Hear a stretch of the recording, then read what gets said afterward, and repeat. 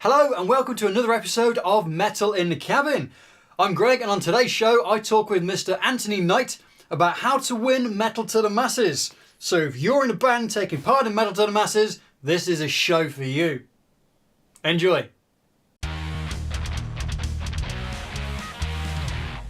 What advice would you give to bands in Metal to the Masses? By the way, I am going to edit out the best stuff just so I can do it for my band, but here's all the B-roll stuff. What would you recommend? Well, I guess first and foremost, it's music. Get your music right and sounding good. It sounds like a simple thing that it should go unsaid, but it's amazing how many times you do hear bands that could be a bit more polished than what they are on their own songs. Understanding their own transitions, how they are between songs, especially as well. So you're interacting with the crowd between the songs and stuff like that, and how they're then going into their next song. But yeah, just play your music, rehearse, and get all your songs sounding as tight as they can be, and practice doing like a live setup as well. So all facing away from each other as you would on stage. Practice your movement around as well, because at the end of the day, Metal to the Masses are looking for, no matter what region you're playing, they're looking for a band that can play Bloodstock Festival.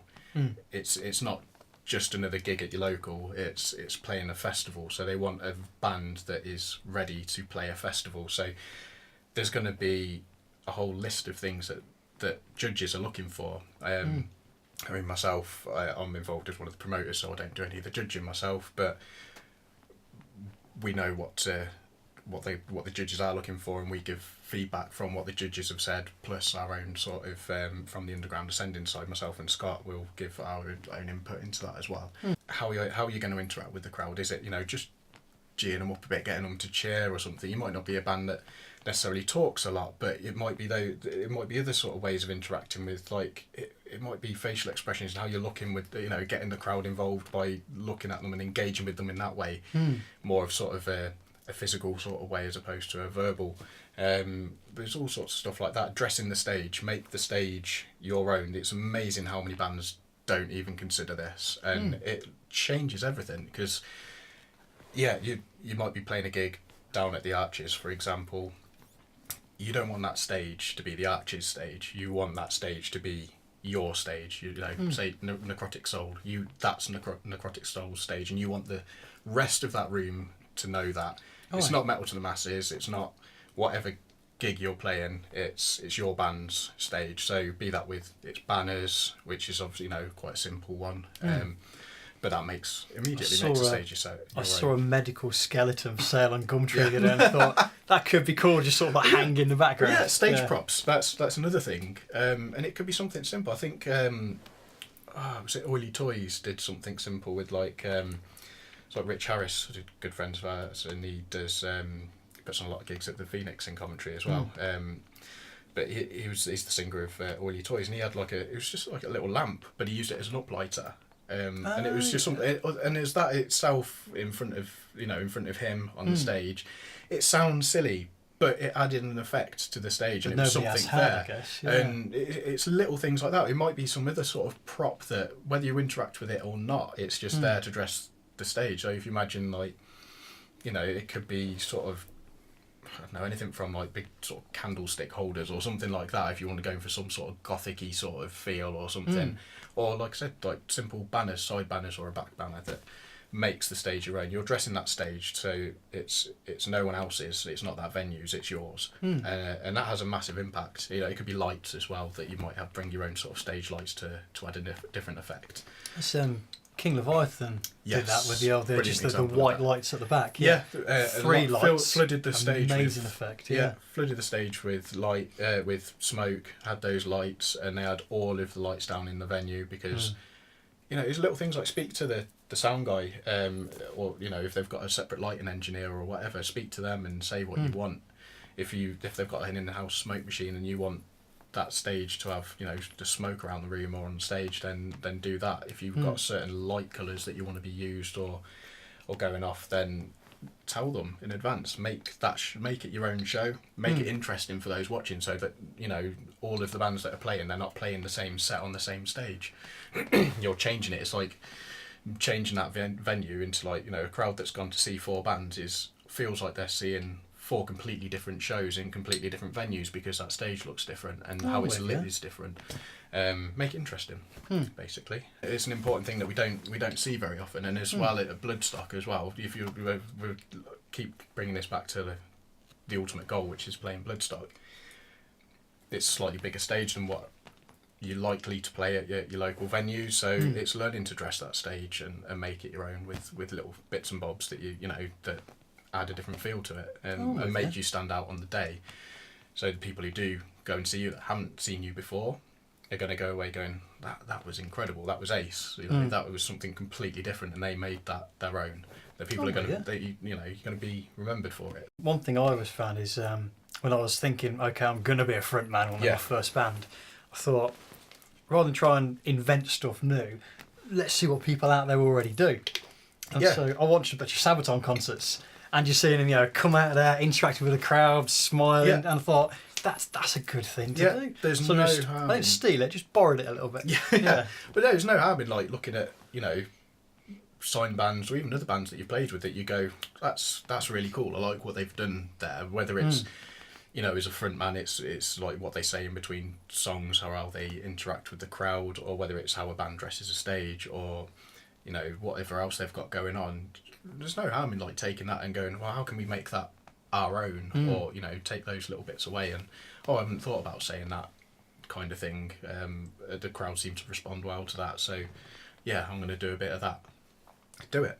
Research. Or go when I'm sure a lot of you go to gigs. Go and see your favourite bands. Take what you can away from it. You're going to see them on they're where they are for a reason. At the end of the day, they're going around doing all these big tours because they've got everything that is required for being a band of that size on playing those kind of stages. So take what you can away from it. I think I remember one of the things that I did is play in front of a big mirror. Yeah. And just practice out new moves. I remember that most of it looked all right. Pardon me, and I thought, what if I move my guitar up and down? And I'm thinking, that looks like status quo. I'm never doing that live. It's whatever you want. Like if you've ever had your gigs recorded, watch them back and go, there might be bits that you cringe at, then you go, why did I do that? Don't do it again. It's there might be bits that you do. I think that's a Britney Spears move. What am I doing that for on stage?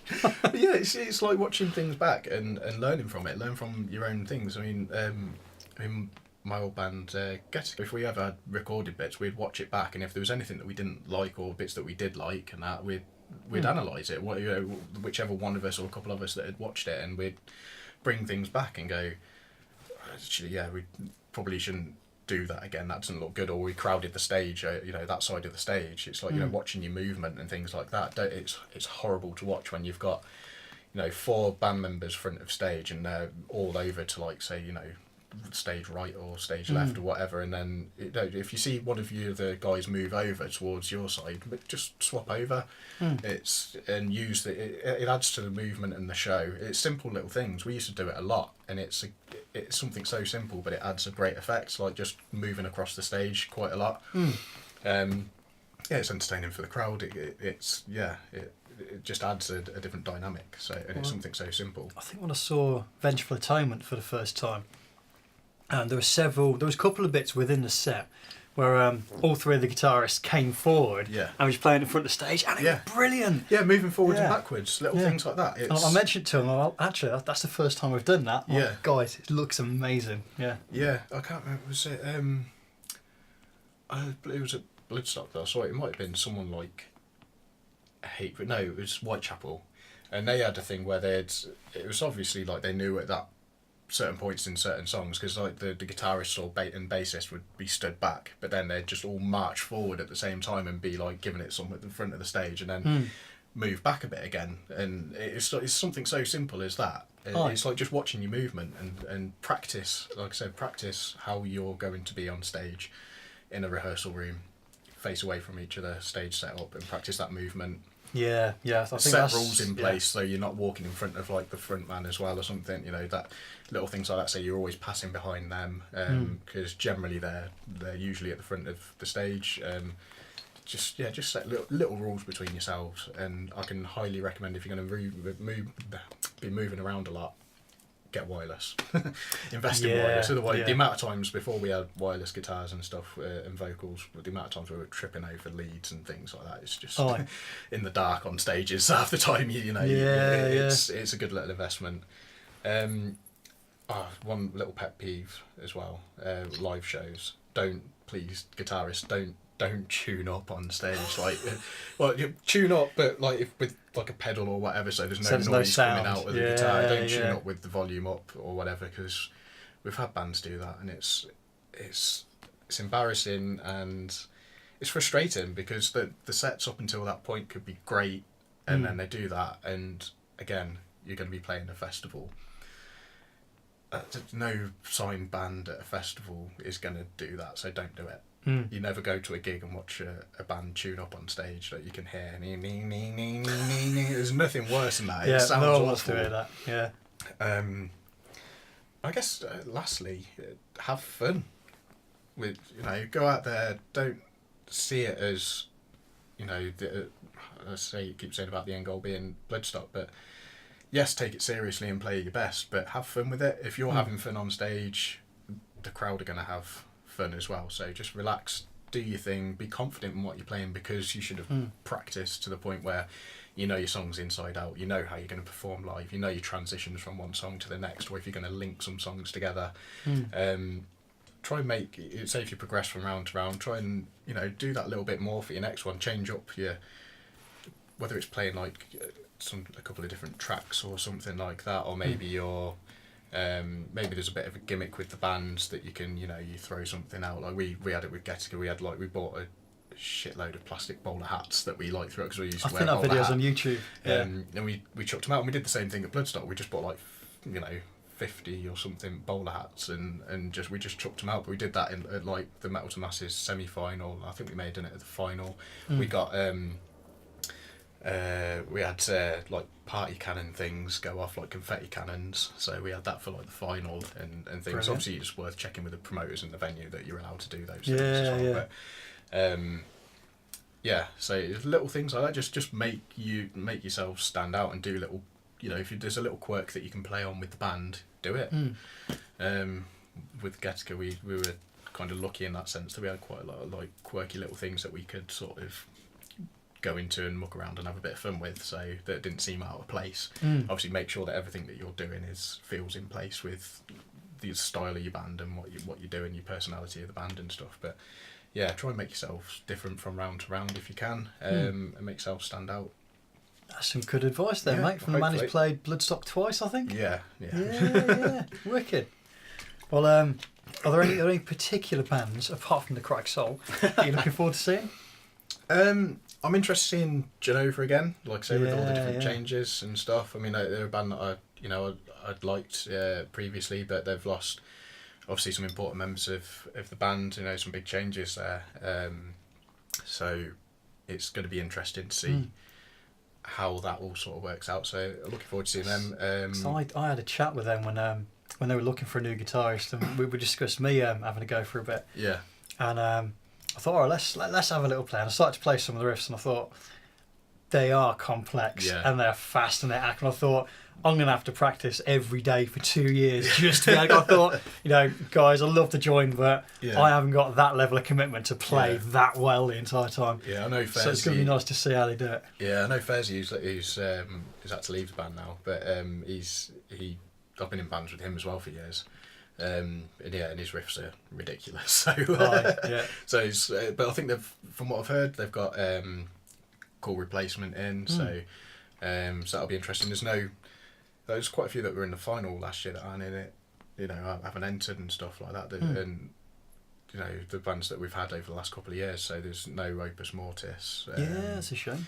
I just don't think they could commit to the dates and stuff. But and then there's no Vengeful Atonement that we've had the last couple of years, and we saw quite a big progression in them last year. From I think we gave them some feedback in the first round, and then the second round they implemented it, and I think they were quite unlucky not to get through. But I loved their guitar harmonies. Yeah, I got tingly when I heard them. It was fantastic stuff. I think, in fact, I think it was the show that they played with. Without I think that one of their guitarists had left, and they played it as, I think they were a 4-piece. Yeah, but it was brilliant. That was like honestly one of the best times that we had heard them. But yeah, just those guys haven't signed up this year. So like I say, it's so many new bands for us this year. I'm putting the posters together, going, never heard of them, never heard of them. So it's going to be interesting. I'm looking forward to. I tend to. Some people like listening through bands and any recordings that they've got, but I tend not to. I just like to hear bands fresh, and because live to recorded can be completely different at times. I mean, you could say that they shouldn't be entirely different, but it depends what recording quality bands have got. So I like seeing them live and fresh, and just take it from that, sort of the face value of that one particular show that we're obviously going to be giving the feedback on. I don't want to go in with any sort of like preconceptions of how they're going to sound or should sound in my head for what I've listened to. I'm with you. So yeah, I'm going in blind as I do every year, basically. Looking forward to it. It's going to be good fun. There's a couple of other bands that I'm looking forward to seeing. There's Kharma, which is Anthony G from Kirikai. And then it's supposed to be a bit heavier than that. Yeah, and it's one or two of the guys that they played last year. I can't remember what the band name is now, but I know a couple of the guys and stuff. But that's so there's a couple of like yourselves and those guys as bands that have formed new bands together. And I don't know whether they knew each super group, but and as well, like Metal to the Masses is all about building that sort of community and use it. We always advise bands to use it as a networking. You can. It's everyone gets on. We don't treat it as competition. It's what we give the feedback and stuff as well. We want all the bands to be able to progress as well as they can and develop. So while you're there, we always encourage them to support each other. Make sure you're all in the room. It is another thing that we keep an eye on is both promoters and judges. Make sure that all the bands are actually in there supporting the band that's playing, and encouraging the fans to do the same as well. When they're on stage in their set, be saying, make sure you stick around for the rest of the bands and things like that, because at the end of the day, the fans have got to come in and vote through the heats and the semi-finals. So we don't want people going just ticking random boxes, although we don't want ticks, we want a 1 and a 2, which another pet peeve about voting, but we go through it every single time. I remember. Only the amount of times that we mention it got to the point where I've actually been stood at the front of the queue shouting it out at people, 1 and a 2 in the boxes, and we always end up with someone who just puts ticks and that. But those votes then get voided, and it's that can do a band or two over sort of thing in votes. So please, if you go into a Metal to the Masses show and you're told to put a 1 or a 2 in the boxes, then please do that, and it's don't a put 1 ticks. or a 2. Yeah. My little girl is 20 months old and she can count to 2. Yeah. So you've got no excuse. You've got to do. But you're saying about networking. I always find networking is a bit of a formal word. Yeah. So I just think that one of my favourite things about Metal to Masses, I think I said it before, is I just get to go and chat to loads of other people who like metal. Yeah. And unlike when you go to a big show where you go there, you see the band and then the band go. Yeah. You just get to chat to the other guitarists. You see someone play amazing solo on stage, you can chat to them at the bar afterwards. Yeah. And that's one of my favourite things about it. So I actually prefer smaller shows like that now than seeing a massive band, because you can just chat with them afterwards. Well, yeah, and the prime example of what's come from that is, like, say, Necrotic Soul. You guys all met through Metal to the Masses, and you're now mates. You've started a band together. It might not be to that degree that it happens for you, but you might have your next touring buddies, gigging buddies that you meet up with, and you can sort shows with, and get shows all over the country or whatever. Or people come on the show. Yeah, exactly. Because you're going to be doing a bit more with Metal to the Masses this year, aren't you? Yes, indeed. So as well as being there every show to see the bands and meet people, I'll have a little mobile recording rig. So hopefully interview a few of the bands, a few of the people are there, take a little bit of footage, maybe some slow-mo stuff if I learn how to do that in time. Yeah. But again, just having a laugh with it and putting out stuff on YouTube that hopefully people enjoy. Yeah, no, it's going to be cool having you on board and stuff. So yeah, and you're doing like awesome stuff with this. We've had like thank you, mate. Well, you had like last year's winners who've come on recently. Yeah, we had Palladium on. Yeah, that was a good show. Yeah, and again, they're a band that obviously we'd had the last few years and won't be there. You know, apart from they'll play as special guests at the final. But fantastic. Which we've moved the final this year to the Empire as well. So that's the only other change from the last couple of years. So yeah, that's going to be a nice big stage for all the bands who get to the final to play on, and you know, hopefully, you know, in readiness for one of those bands for playing Bloodstock, getting used to playing on that sort of size stage, and you know, hopefully we can get nice full room and have them a proper good practice session for Bloodstock. Yeah, I think one of the nice things about that venue as well is there's tons of places to eat nearby. Yeah, yeah. So it might be time for a cheeky Chinese or something just before the show. Yeah, there's a lot of food places around there as well. Right. Yeah, and Campbell just down the road, so if anyone wants to go out for a beer afterwards, Saturday night down the Campbell, there you go. Yeah, what's that called nowadays? Is it the Phoenix? Yeah, it's the Screen Pub. Yeah, no, well, I don't know. The Screen Pubs even still exist? I have no idea. It's a long time since I went drinking. Yeah. I'm in my 30s now, I don't know about student stuff.